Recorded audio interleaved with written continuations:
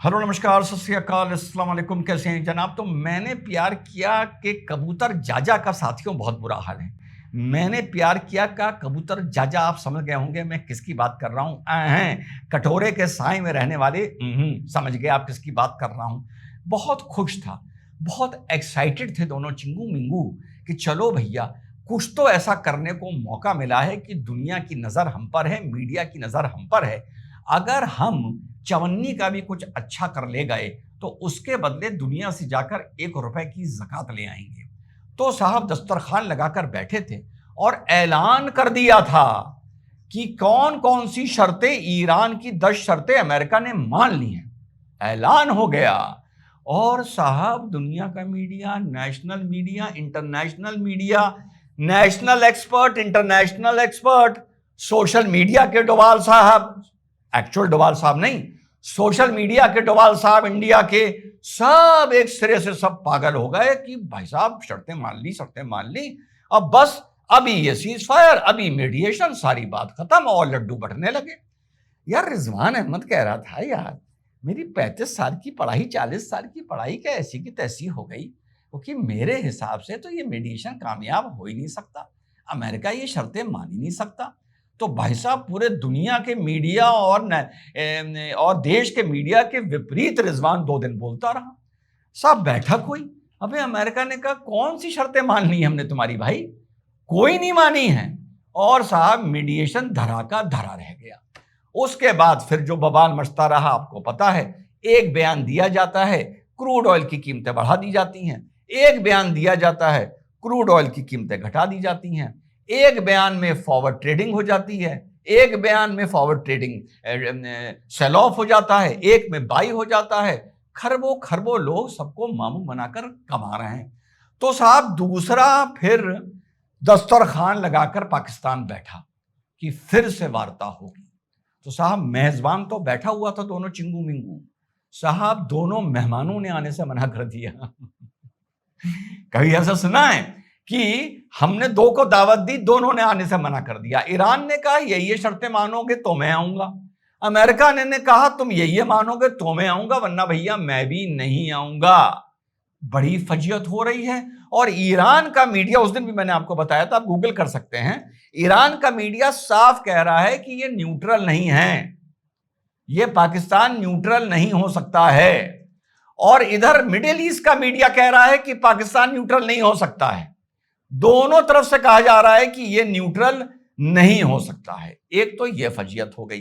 पहले की फजियत आप लोगों को पता है कि ये मैंने प्यार किया का कबूतर सऊदी अरेबिया से जब प्यार करने चला था तो यूएई ने कहा कि पहले तो मैंने तुझे ज़कात दी थी 3.5 बिलियन डॉलर की, पहले तो तू वो लौटा दे।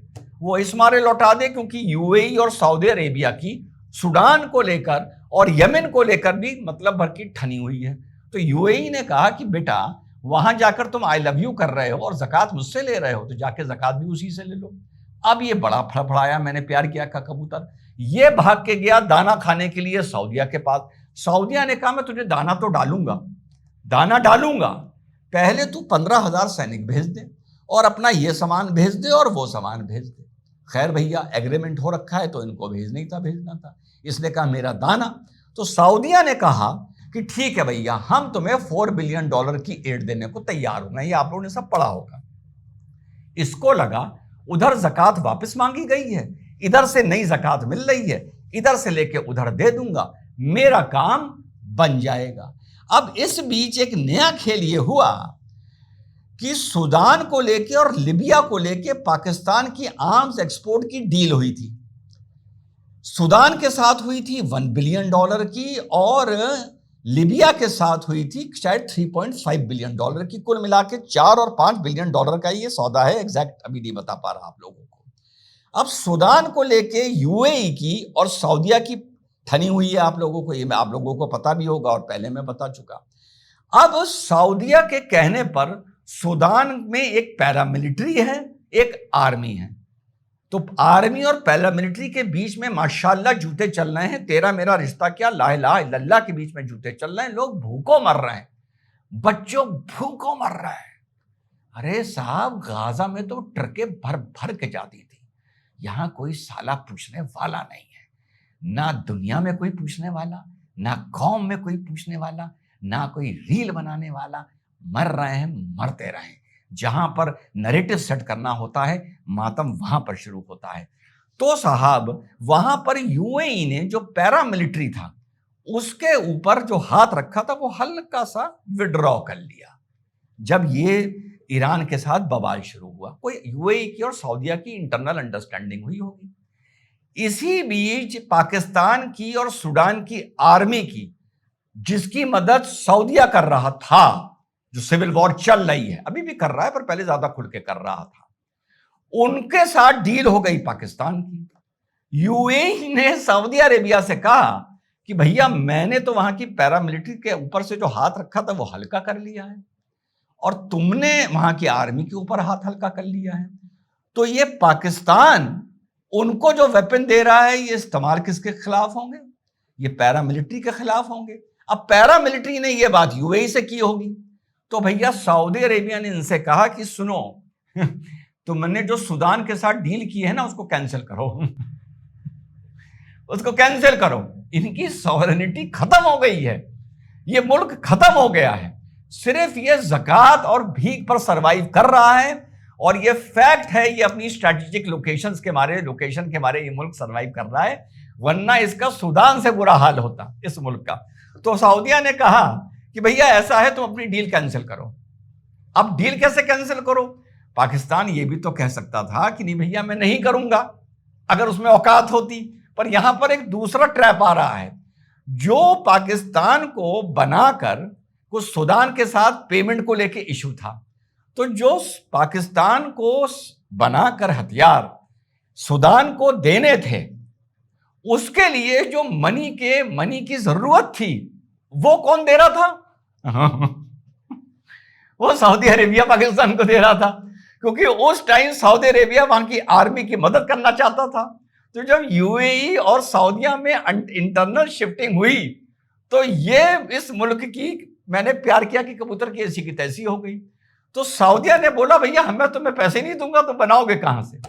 तो इन्होंने सूडान के साथ अपनी डील कैंसिल करनी पड़ी है। अभी कल की, अभी आजकल रात की खबर है ये। उसके साथ साथ सऊदीया ने इनसे यह भी बोला है कि जो तुमने लीबिया के साथ $3.5 बिलियन की डील की है वो भी कैंसिल करो वो भी कैंसिल करो। कुल मिलाकर जो $5 बिलियन सऊदी अरेबिया पाकिस्तान को देने का उसने कमिटमेंट किया है उसके बदले सऊदी अरेबिया ने पाकिस्तान से $5 बिलियन की जो उसके आर्म्स ट्रेड एग्रीमेंट हुए थे वो कैंसिल करा दिए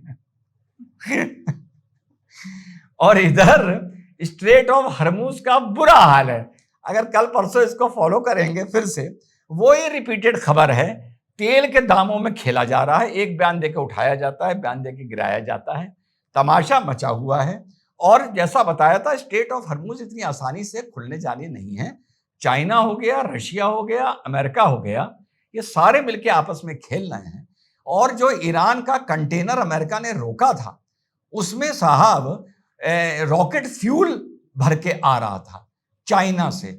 चाइना ने ईरान से कहा कि भैया इतना तेल दे दो, रॉकेट फ्यूल ले आओ, और शी जिनपिंग ने कहा ओ भैया हमारा उस जहाज में सामान जा रहा है, भैया उसे रोक लेना और लोग कह रहे हैं कि साहब चाइना अभी भी देखो ईरान की मदद कर रहा है, और ट्रंप भी कह रहा है कि मुझे चाइना से ये उम्मीद नहीं थी।